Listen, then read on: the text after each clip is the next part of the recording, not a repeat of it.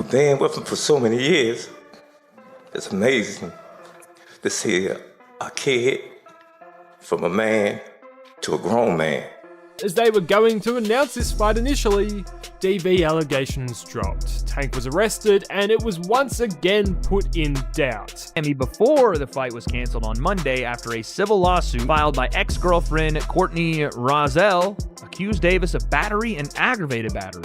When Calvin Ford hears that Gervonta Davis has been arrested, he starts to cry on live. "I watched Tank grow into a man," he says as he thinks about their long trip together from the streets to the championship. Ford's voice shakes as he talks about how painful it is to see everything fall apart. He can't handle his feelings as he sees that their once unstoppable path has come to a heartbreaking end. My journey's crazy. That's why I said this, you can't write this, man. You cannot write this. My experience being gone, and all the stuff that I went through preparing me for where I'm at today. You know, man, Tank is older. He had the lessons, getting his lessons of what he got to do, take us the rest of the way. And this is his take us the rest of the way fight. A lot of problems have come up with Gervonta Davis over the course of his career. In the beginning of this year, the mother of his children accused him of mistreatment, but the case was later dropped. Soon after, another woman sued him in a different case, which made the fighter even more well-known and controversial. Even though the first case was thrown out, these recent legal problems have hurt his image and gotten a lot of attention. People have pointed out that personal problems often affect more than one's private life. This is especially true for famous players like Gervonta Davis. Even if someone is very good at boxing, they can still be criticized by the public or get into legal trouble. Legal or personal scandals can quickly get all the media's attention, which can hurt a person's reputation and job prospects. Fans, analysts, and people in the boxing community often judge athletes not only on how well they do, but also on how they act, which means that everything they do is open to scrutiny. Davis thinks this shows that an athlete's accomplishments alone can't protect them from the effects of public and legal exposure. This shows how hard it is to keep your personal and professional ethics. As the Roach rematch never happened, the Paul camp still thought Tank is a big enough name regardless of his previous result to go ahead with this bout. But just as they were going to announce this fight initially, DV allegations dropped. Tank was arrested and it was once again put in doubt. Then the charges were dropped. A week later, they announced the event. So that kind of brings us to today. This event hasn't been smooth sailing so far, and it was almost destined that there would end up being a few more bumps in the road before we actually saw the two facing off. And about as big of a bump as you could really get has now hit the promotion. A civil suit has been filed against Tank, in which his ex-girlfriend accuses him of aggravated battery, false imprisonment, kidnapping, and intentional infliction of emotional distress. While it was also reported by ESPN that a report has been filed additionally with the Miami Gardens Police Department last Tuesday. However, as I'm recording this, there's yet to be any criminal charges. Now, these alleged incidents happened last month, which was after the announcement of the fight. You would think if you're Tank on the verge of the biggest payday he's ever gotten, he would be doing anything to stay out of trouble, yet he continues to find himself in negative situations again and again. But in saying all of this, everything at the moment is very much alleged, and I'm not really here to talk about the validity of these claims. What I am here to talk about though is the impact this might have on the boxing event in a couple weeks time. Now, Tank vs Paul, love or hate the idea of it, was destined one of the most viewed fights of the year. Although there are rumors of there being poor ticket sales, the at-home audience that was going to watch this. Roy Jones Jr. said that Gervonta Davis has been having a hard time for a while now and that the case only makes things worse for him. He said that these difficulties happening at the same time as the planned fight with Jake Paul had made things extra stressful for the young champion. Jones says that Davis's problems in the past were known to the boxing community, so the situation wasn't a surprise, but was still shocking. He also said that the cancellation of the fight has made Davis's personal problems worse because he now has to deal with both public scrutiny and sadness over missing a big chance. To face Jake Paul, it didn't work out. Just what were your thoughts on that whole thing? Man, I really don't want to even have much to say about that because everybody take it the bad way. But all I'm gonna say is this: Jake Paul knew what it was when he first signed the fight. This ain't the first time he had battered against a woman. You knew what it was when you first signed the fight. So don't get mad and cuss him out and talk bad about him now. You knew what it was when you signed up for it. Come on, bro. You know what I'm saying? Let's not do that. I don't talk bad about him either, but don't do the dude like that. No, the dude having a hard time in his life right now. Don't just do him like that, you know what I mean? Because you knew exactly what he was when you signed him to fight the first time. All I gotta say. Tank's team has kind of been bringing that, like, talking about just some of Jake's past, and more kind of said that Jake said he's actually afraid to fight Tank. I mean, do you think it leaned a little more on that side, and they're just selling it the other way? I already know what it is. Like I said, I already know. I'll get into it, but we all know young guys go through issues. That's just life. Jake Paul talked about how he saw something that happened with Gervonta Davis.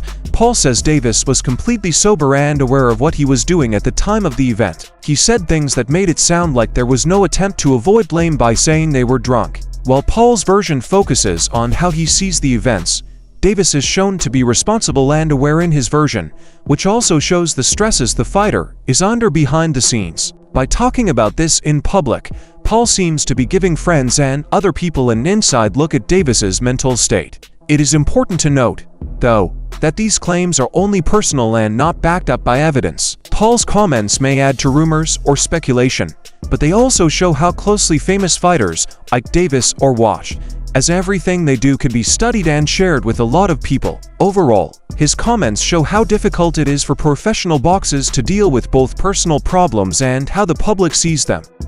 Was on Aiden Ross, and he shared a story about Jake Paul, about Gervonta, and he said, look, Aiden, it was 4:15 in the morning. It was 4 o'clock in the morning. Gervonta Davis was sober. He got sober into a car and drove out there at that hour to do this. This guy is extra bad. Let me repeat that. Let me repeat that. Jake Paul said that Gervonta Davis left his house sober and went to Tootsie's nightclub sober. I just want you to put your common sense hat on. How in the world would he know that? Does Jake Paul talk to Gervonta Davis? Did Gervonta Davis tell Jake Paul I was sober when I left the house? Did Jake Paul have a camera in Gervonta Davis's car? Did he have a breathalyzer in Gervonta Davis's car? Did Jake Paul get toxicology reports from 3 days ago from Gervonta Davis? I am just curious as to how in the world Jake could possibly know that Gervonta Davis was sober. Let me tell you for sure, I will have a drink now and then. If I take a couple shots of vodka and I walk out the house, I'm a little buzzed. Sometimes my wife doesn't even know. How do you know, Jake? The answer is you do not. You are just trying to add something to the story to make Gervonta look worse.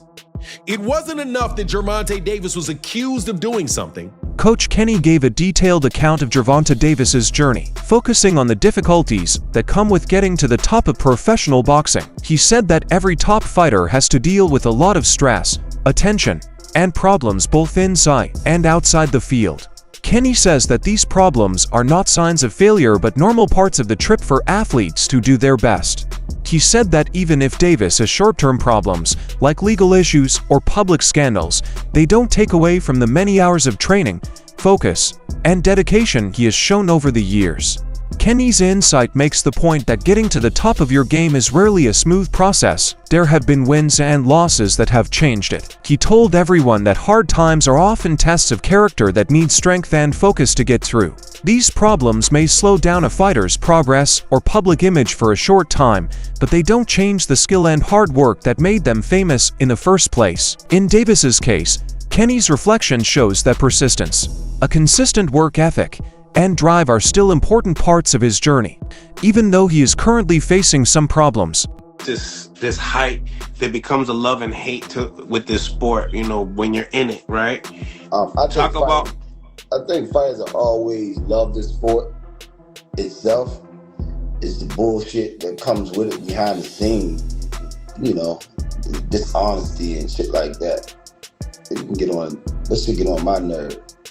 Yeah. Not saying that's what Tank's situation is, just a sport, period. I'm speaking on the sport, man. If people would be honest and jokers really take fights like they said they would, but behind the scene they not taking the fight, but on social media they gonna take the fight. It's a bunch of bullshit, man. You know. That's the shit that I don't like about the sport. And the promoters need to come together, man, and let the guys fight. Problem is, you need a fighter to carry each promotional company. The promotional company don't want to put their man in there with no real fighters, because their company gonna flop. You know what I mean? So they won't let. That's why the big fights ain't happening. If fighters can take a loss and still and keep on taking that, all this new generation shit is crazy. I've seen guys with 10 losses win world titles. You know. Because of the legal issues, Jake Paul officially called off the practice match against Davis.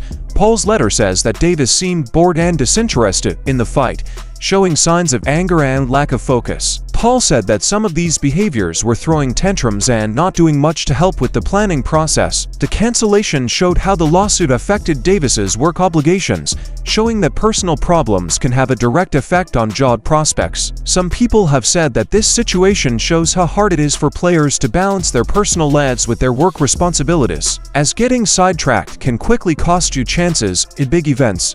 That, you know, I don't know if it's true what they said. I just know that they were saying he was showing up late to promo shoots, and he was, you know, just being a diva, just being a difficult person to work with. And the thing I always tell anybody, I don't care what age you are, whenever you're working with somebody, when you're on a set, you know, when you're in a corporation, whatever it is, the thing that will keep money in your pocket and always keep you working is when those individuals say that person is a pleasure to work with.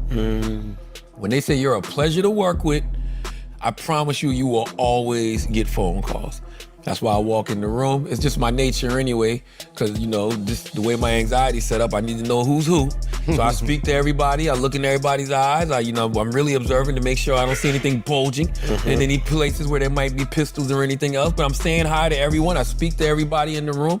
I speak to everybody when I leave. I'm polite because I used to sell crack and work at Taco Bell, and I understand how much of a blessing it is to be in these positions. There's no way that I'm going to be, you know, getting tens of millions of dollars like Gervonta Davis is and be acting like a diva. And I'm not saying he was, I'm just saying if the rumors are true. You know what I mean? If the rumors are true, because that's what I was told.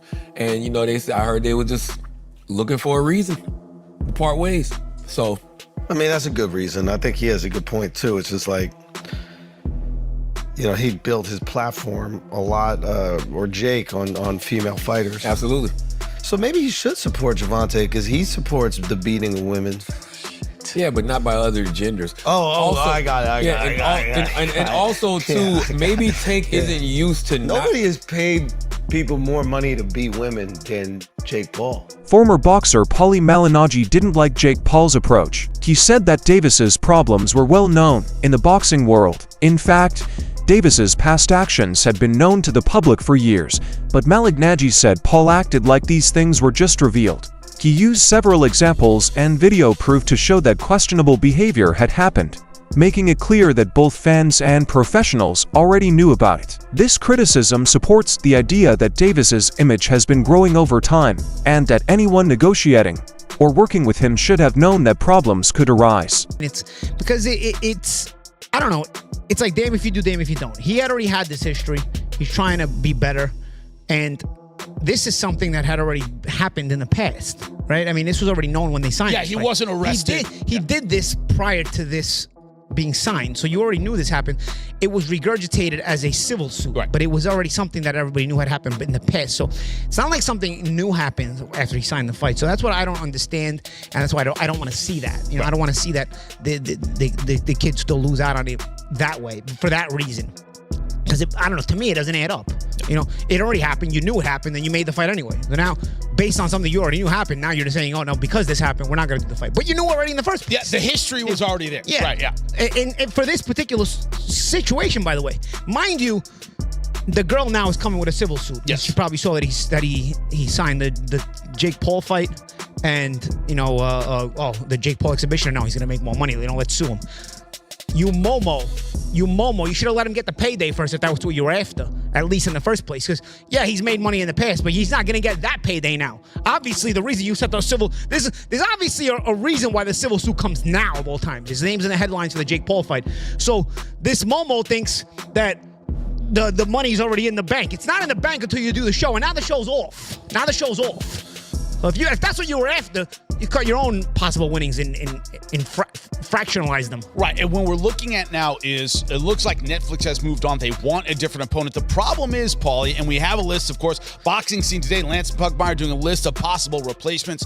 Paulie, before we get into the actual names, what kind of person would take this fight? They're saying it would be delayed maybe to December, but this idea that, are you already in shape? Is it a fighter who's not in shape right now? Is it someone getting ready for a fight? Well, but you want him beatable, but not gonna, embarrass Jake Paul. But sellable enough, marketable enough. Listen, Jake is very good at, I always say, Jake doesn't set up fights, but he stacks the deck. There's a difference. You can't blame Jake for, personally me, and everybody thinks these fights are set up. I've never thought they were set up.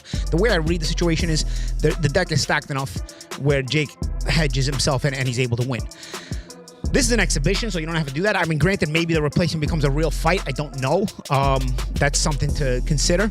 Maybe this becomes more interesting if it's a real fight. If it's a guy he gets and it's a real fight, I guess, that remains to be determined. Since the fight was called off, people are now looking at possible candidates. There is talk that Jake Paul might fight someone else, with names like KSI being mentioned as possible opponents. To focus on new matchups shows how quickly plans can change in combat sports when personal or legal problems come up.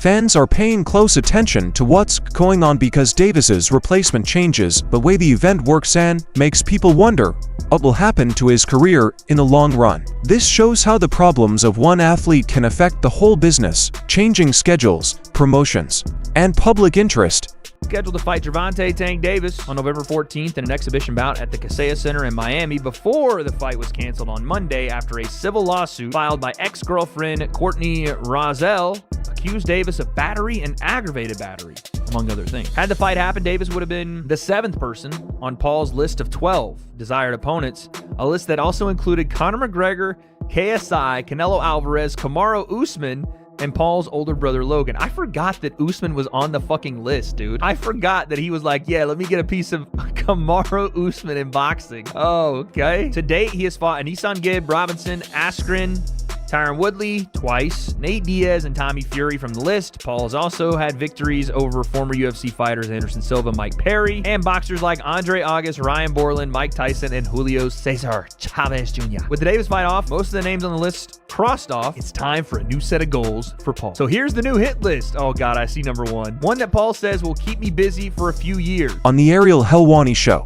commentators talked about how Davis's new lawsuit has had a big effect on his public image. Analysts noticed that the new court issue came up only 2 months after another case, which could mean that people are having a lot of personal problems. A group of people talked about how these repeated incidents hurt Davis's personal and professional relationships in the long run. They said that these kinds of situations make people feel unstable, which shows that professional athletes need to control how they act both inside and outside the ring. The discussion came to the conclusion that repeated problems can slow down a fighter's career and hurt their image. Aggravated battery, false imprisonment, kidnapping, and intentional infliction of emotional distress. Lawsuit comes 2 months after Davis's previous domestic violence case was dropped by a different ex-girlfriend and the mother of 2 of the boxer's 3 children. I just think MVP is in the business of being the home of women, right? At this point, like, that's a huge part of their identity. What is their identity? It's Jake Paul and women's boxing. That's their identity right now. And they've done a phenomenal job for the women. And so how, with these allegations lingering and now coming to light 2 weeks before, how can you go through with it? And it sounds like they feel the same way. That's all for this video today. Watch out. Until next time.